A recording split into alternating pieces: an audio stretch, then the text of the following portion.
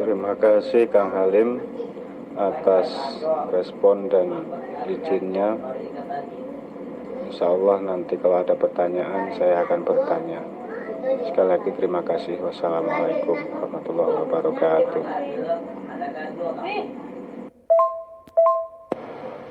Assalamualaikum warahmatullahi wabarakatuh. Kang Halim, minal aidin wal faizin, mohon maaf lahir dan batin. Saya mau bertanya nih Kang, mohon maaf mengganggu, mengenai tentang zat, sifat, asma dan af'al. Saya belum terlalu paham tentang ini. Yang pertama. Yang kedua ialah apa atau terhubungnya di mana antara empat ini tadi dengan mengenal diri. Sementara itu dulu yang saya tanyakan. Sekian, terima kasih. Wassalamualaikum warahmatullahi wabarakatuh. Waalaikumsalam warahmatullahi wabarakatuh. Minal aidin wal faizin, mohon maaf lahir dan batin juga Kang Mas. Alhamdulillah Mas Somad Marsudi dari Bontang Kaltim. Salam kenal juga dari Jawa Timur. Alhamdulillahirabbil alamin. Zatullah, sifatullah, asma'ullah, af'alullah. Itu ahad, satu adanya. Contoh ilustrasinya begini. Bila kita manusia tidak hidup, maka apakah ada sifat-sifat manusia kita? Adakah bentuk wujud manusia kita? Adakah pergerakan manusia kita? Adakah nama-nama manusia kita? Seluruhnya ahad. Begitupun juga Allah, esa adanya, tak terpisah. Seperti syariat, thariqah, hakikat dan makrifat itu tak terpisah.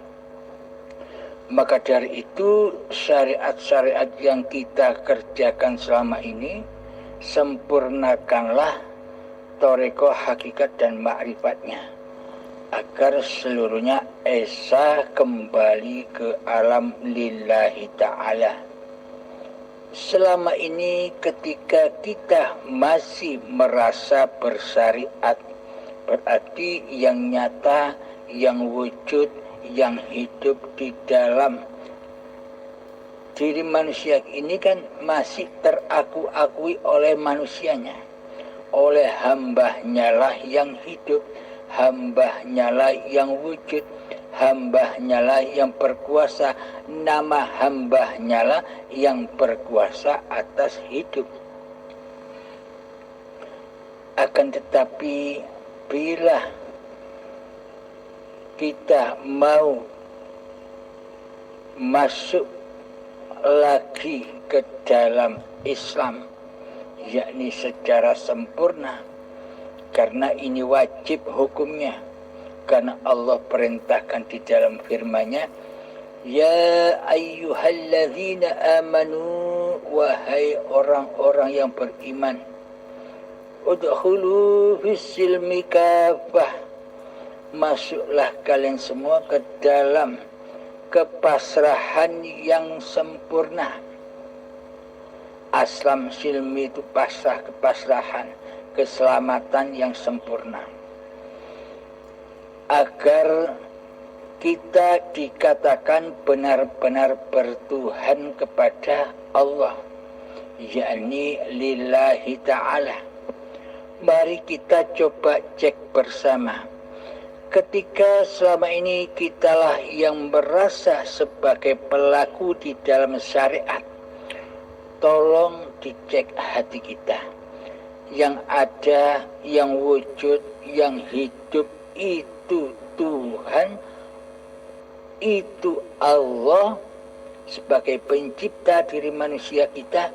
Apakah yang wujud, yang hidup di hati kita, yang hadir di hati kita selama ini, ataukah diri kita yang selalu mentuhani di seluruh syariat-syariat yang kita kerjakan selama ini? Tentunya seluruh amal ibadah dan seluruh sholat yang kita kerjakan pasti jatuhnya kepada linafsi. Akulah yang sholat, akulah hamba yang sholat, akulah hamba yang beribadah, akulah hamba yang bekerja, akulah hamba yang bergerak, akulah hamba yang mandi, akulah hamba yang ke pasar. Seluruhnya jatuh kepada alam yang fana, yakni persembahan kita selama ini menyembah yang fana, yakni linafsi. Karena kewujudan diri manusia kita masih sangatlah nyata di dalam hati kita ketimbang Allah sebagai Tuhan seluruh manusia. Karena sifat wajib bagi Allah itu wujud, hidup, kuasa, selama ini telah digaibkan dan ditiadakan oleh mayoritas manusia. Maka dari itu belum sempurnalah iman kita kepada Allah ketika kita masih mentuhani diri kita sendiri, ketika kita masih mensekutukan Allah dengan diri kita di hati kita, mensekutukan hidupnya Allah dengan hidup diri manusia kita di hati kita, mensekutukan kekuasaan Allah dengan kekuasaan diri manusia kita di hati kita selama ini. Berarti yang jadi Allah itu Allah ataukah diri kita di dalam hati kita? Coba dicek, silakan dicek. Mari kita cek bersama hati kita. Oh, ternyata selama ini yang ngaku-ngaku jadi Allah, yang ngaku-ngaku memiliki sifat-sifat wajibnya Allah selama ini kan diri kita sendiri, bukan Allah. Sementara Allah kita gaibkan adanya. Maka dari itu, apakah semua yang kita lakukan, yang kita persembahkan, ibadah-ibadah dan sholat itu akan sampai kepada Allah, sementara kita tidak menyembah Allah? Coba tafakuri. Maka dari itu sebelum kita mengenal Allah, maka tak satu pun amal ibadah dan sholat kita diterima oleh Allah.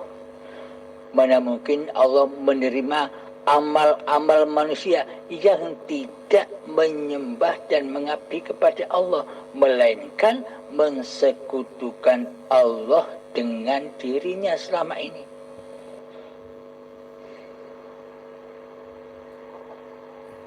Alhamdulillahirabbil alamin. Semoga dapat dipahami ya Kang Mas. Bila ada pertanyaan lagi silahkan Kang Mas. Terima kasih Kang atas penjelasannya. Insyaallah saya paham. Dan saya ingin bertanya lagi. Sekali lagi saya mau bertanya tentang apabila manusianya sudah sirna, lalu kita tidak lagi wajib bersyariat. Apakah itu artinya kita boleh, setelah mendengarkan itu, apakah kita boleh merasa aku atau mengambil sikap aku tidak mau lagi sholat atau tidak usah sholat atau bagaimana? pokoknya intinya ingin meninggalkan syariat. Apakah itu boleh? Demikian pertanyaan saya. Terima kasih. Mohon maaf Kang, mau nambah pertanyaan. Yang dikatakan sirna manusianya itu yang seperti apa? Dan tolong berikan saya contohnya.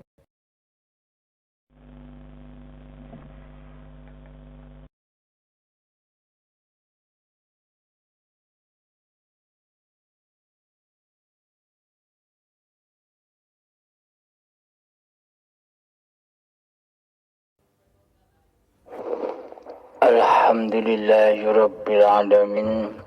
Yang dimaksud sirna manusianya yakni adalah bahwa hidup yang selama ini diakui bernama manusianya sudah berganti kepada nama sejatinya, yakni Allah.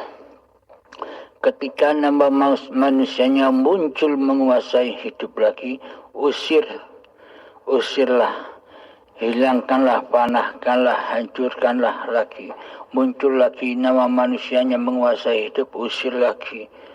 Tetapkan dalam nama Allah hidup ini. Itu yang dimaksud manusianya sirna. Nama manusianya sirna, yang ada hanya hayatullah. Untuk tentang syariat, semua manusia bila sudah kembali kepada Allah, bila sudah rojiun kepada Allah, bila sudah menyatakan dalam hati bahwa hidup ini Allah, pasti manusianya sudah meninggalkan syariat-syariat manusianya. Apa maksudnya?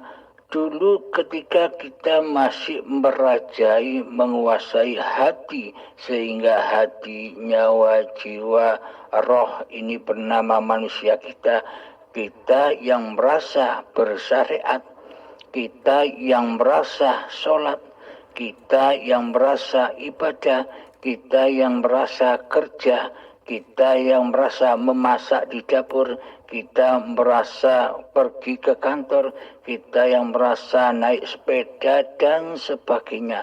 Kitalah yang menjadi Tuhan di dalamnya selama ini. Itulah yang dimaksud linafsi, yakni menyembah diri, menyembah yang fana. Maka hancurlah seluruh syariat-syariat manusia itu. Karena hakikatnya, karena sejatinya manusia itu tidak bisa bersyariat sedikit pun. Karena seluruh manusia itu disyariatkan oleh hidup Allah sendiri. Jadi Allah lah yang bersyariat. Jadi seluruhnya adalah af'alnya hidup. Bila hati sudah menyadari demikian, itulah yang dimaksud alam lillahi ta'ala, alam bako, alam kekal. Maka seluruh amaliyah yang terjadi di situ akan menjadi kekal. Karena yang beramal, yang berafal di dalam badan ini memang yang maha kekal, ya Allah sendiri. Terus pertanyaan Anda, kalau sudah mengenal Allah secara makrifat yang seperti dipaparkan di YouTube ini, apakah saya boleh meninggalkan sholat secara syariat yang selama ini saya kerjakan? Jawabannya, ya tidak boleh. Karena masih ada manusianya, ya wajib syariat. Ya wajib mengikuti aturan manusianya, wajib mengikuti aturan badannya. Kenapa saya bilang tidak boleh? Karena masih ada keinginan manusianya yang ingin tidak sholat secara syariat. Maksudnya ketika sudah nyata bahwa hidup ini Allah, biarlah Allah yang bersyariat, biarlah Allah yang menentukan arah-arah badan-badan ciptaannya. Bukan Anda yang menentukan. Bila masih Anda yang menentukan apakah bisa meninggalkan syariat-syariat yang selama ini dikerjakannya, berarti masih ada unsur manusianya yang mau mencari enake dewe. Itu masih makrifat-makrifatan yang sok makrifat. Bila sudah makrifat, bukan manusianya yang makrifat, tapi Allah lah yang makrifat. Bila sudah makrifat, bukan manusianya yang hidup, tapi Allah lah yang hidup. Bila sudah makrifat kepada Allah, bukan manusianya yang mengurus syariat, Allah lah yang bersyariat. Jadi hambanya hanya diam saja, ikuti saja, mengikuti apa yang diatur dan yang dipergerakkan oleh sang pemilik badan. Alhamdulillahirrabbilalamin. Semoga bisa dipahami. Assalamualaikum warahmatullahi wabarakatuh. Terima kasih Kang. Jawabannya atau penjelasannya sangat super sekali, sangat bagus dan sangat memuaskan saya. Terima kasih sekali. Sekian. Wassalamualaikum warahmatullahi wabarakatuh. Waalaikumsalam warahmatullahi wabarakatuh.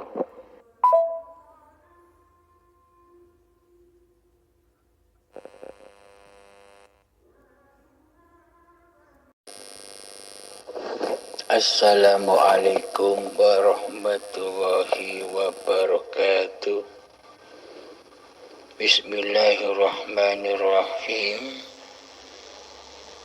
Ada salah satu saudara kita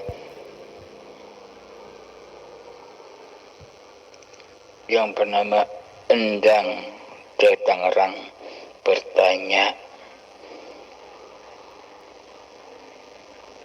apakah ketika hendak ziarah ke makam orang tua kita, apakah mendoakannya akan sampai di sisi Allah?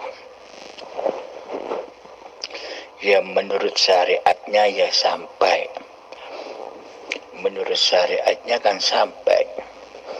Akan tetapi menurut hakikatnya,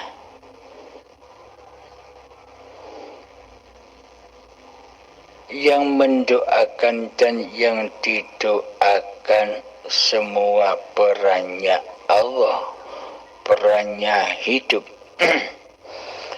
Ketika orang yang sudah mati, orang yang sudah meninggal, semua manusia yang sudah meninggalkan kehidupan dan kekuasaan badan-badannya, berarti manusia itu kan sudah kembali suci. Seperti bayi. Sewaktu bayi, meskipun bayi itu hidup dan badannya ada, tapi manusianya belum ada. Karena itulah disebut suci. Karena suci dari rasa kemanusiaannya, masih bayi. Sama halnya ketika orang sudah meninggal dunia. Itu sama kedudukannya di sisi Allah, sama halnya ketika masih bayi. Inna lillahi, dari kula yang suci, wa inna ilaihi roji'un, dan kembali kepada kula yang suci apa-apa yang diciptakan Allah. Bila sudah kembali berarti sudah suci, bersih dari rasa kemanusiaannya. Jadi ketika berdoa apakah bisa sampai? Ya tergantung yang berdoa. Yang berdoa itu mengenal Allah apa tidak. Bila yang berdoa belum mengenal, belum tahu siapa Allah, bagaimana mungkin doa itu bisa sampai kepada Allah? Kan logikanya begini, Anda berdoa untuk kedua orang tua Anda yang sudah meninggal. Logikanya begitu kan. Bila tanpa Allah, apakah bisa doa itu sampai kepada kedua orang tua Anda, yang mana hidup yang dulu ada di dalam badan-badan orang tua Anda itu juga hayatullah, hidupnya Allah. Bila Anda tidak mengenal Allah, siapa Allah itu, dan Anda tidak tahu alamatnya kemana doa-doa ini akan Anda pasrahkan, akan Anda hantar ke alamatnya. Bila tidak tahu alamatnya, apakah doa itu akan sampai? Sama halnya Anda mengirim sebuah bingkisan kepada seseorang, akan tetapi Anda tidak tahu alamatnya di mana, tempat tinggalnya di mana, jalan apa, RT RW apa, kode posnya berapa, Anda tidak tahu. Bagaimana mungkin bisa sampai apa yang Anda hadiahkan, apa yang Anda berikan kepada orang yang Anda maksud, tanpa Anda tahu jalan alamat mereka berada? Bagaimana mungkin doa yang kita panjatkan akan sampai kepada orang tua yang kita tuju, sementara kita tidak tahu di mana alamatnya orang tua kita yang sudah meninggal? Logikanya kan demikian. Bila ingin doa-doa kita terkabul sampai kepada apa yang dituju, maka wajiblah kita mengenal siapa yang kita tuju lewat mengenal Tuhan penguasa diri manusia itu yang dituju. Berarti sebelum kepada orang tua yang meninggal, doa itu kan sampai kepada Allah dulu, dengan izinnya Allah dulu, lalu disampaikan kepada orang tua Anda. Itu menurut logikanya, syariatnya.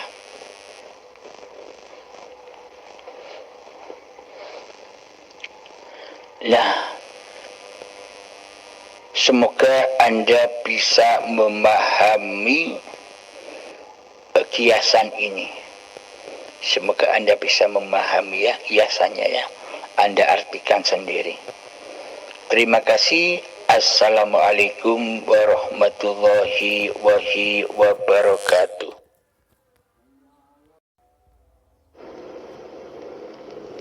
Assalamualaikum warahmatullahi wabarakatuh. Ini Bang, nama saya Agus. Ini saya mau nanya ini Bang. Kalau sudah mengenal Allah, berarti kita nggak perlu berdoa ataupun meminta Bang kepada Allah. Yang pertama. Yang kedua, kalau sudah mengenal Allah, berarti kita sudah nggak bisa lagi serang penyakit. Penyakit dari dunia, maksudnya serangan dari manusia. Ibaratnya santet, apa penyakit kiriman itu. Berarti kita udah nggak kena kalau diserang kayak gitu Bang. Itu saja pertanyaan saya. Assalamualaikum warahmatullahi wabarakatuh. Alhamdulillahirrabbilalamin. Untuk Mas Agus, bila kita sudah bermakrifat kepada Allah, apakah masih kita perlu berdoa kepada Allah? Jika kita masih berdoa kepada Allah, meminta-minta kepada Allah, berarti masih wujud diri manusianya, masih gemar meminta-mintanya babakan dunia. Akan tetapi bila manusia sudah bermakrifat kepada Allah, ingat, yang dimaksud bermakrifat itu bukan manusianya yang bermakrifat, Allah lah yang bermakrifat. Bila manusianya sudah kembali kepada ke alam keabadiannya, yakni alam kegoibannya, ketiadaannya, kematiannya. Apakah mungkin manusia itu berdoa? Apakah mungkin manusia itu merengek-rengek tentang keinginan dunia? Kan tidak mungkin. Karena manusianya sudah tidak ada. Bagaimana mungkin manusia itu berdoa? Itu jawabannya, Kang Mas. Karena manusianya sudah tunduk patuh, sudah rela dan ridho kepada apa yang diputuskan kodok dan kodarnya Allah. Jadi bagi manusia yang sudah bermakrifatullah sudah malu untuk berdoa.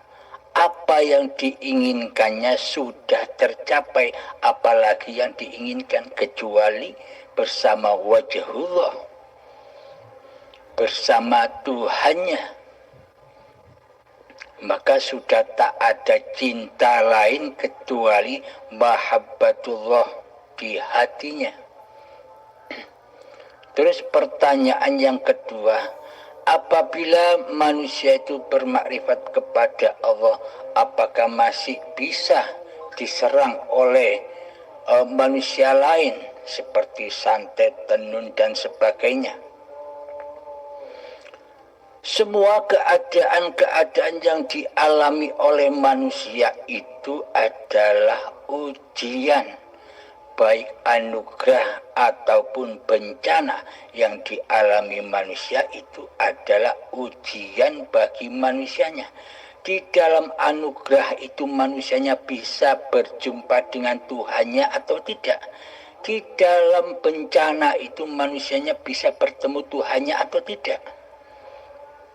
Itu yang menjadi nilai-nilai keimanannya. Kanjeng Nabi Muhammad pun ketika dilempar keluar darahnya dari bibirnya. Kanjeng Nabi Muhammad itu, apalagi manusia seperti kita. Jadi apapun yang kita rasakan, apapun keadaan yang kita alami, tetaplah di situ menyaksikan Allah lah yang mengadakan semua keadaan ini. Ya muqallibal qulub, tsabbit qalbi ala dinik. Wahai zat yang membolak-balikkan hati, kadang taat, kadang maksiat, kadang baik, kadang buruk, semuanya tetapkanlah, saksikanlah bahwa Allah lah yang mengadakan keadaan keduanya. Jangan sampai kita memandang keadaannya. Jangan sampai kita fokus kepada anugerah atau bencananya. Fokuslah kepada siapa yang mengadakan semua itu. Jika tanpa Allah, jika tanpa hidup, apakah mungkin Anda bisa merasakan kedua keadaan itu? Jadi yang terpenting di hati kita, apapun keadaan kita, apapun itu tetaplah pandang, saksikan bahwa hiduplah yang berkehendak dan yang menguasai keadaan itu. Maka selamatlah hati kita dari hal-hal yang selain Allah. Bila kita fokus kepada keadaannya, seumpama Anda kena tenun atau santet, loh kok masuk ini, padahal aku bermakrifat kepada Allah kok masih bisa digarap orang. Ini tandanya Anda belum makrifat kepada Allah.